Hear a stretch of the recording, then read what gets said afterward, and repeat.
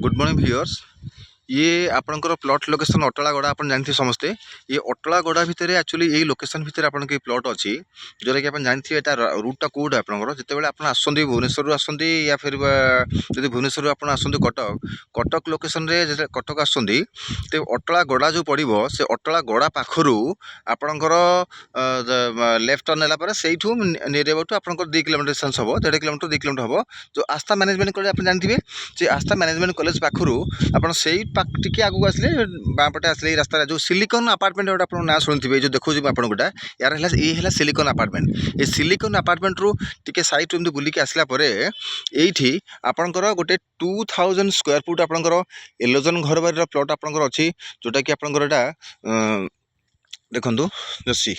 ये पूरा टोटाल आपंकर ये 2000 स्क्वायर फुट एरिया ये आप 25 फुट आप रोड देती गोटे गेटेड सोसाइटी भितर आप प्लॉट आप अच्छे देखो ये है आपंकर 2000 एरिया स्क्वायर फुट आपंकर जोटा कि अच्छी देखो ये है पूरा टोटाल प्लॉट जोटा जो व्हाइट लगाई ये आपंकर प्लॉट यही लोकेशन आपंकर अच्छी पाखापाखि आप पूरा आप प्लॉट साइड रे घर भी है ये जो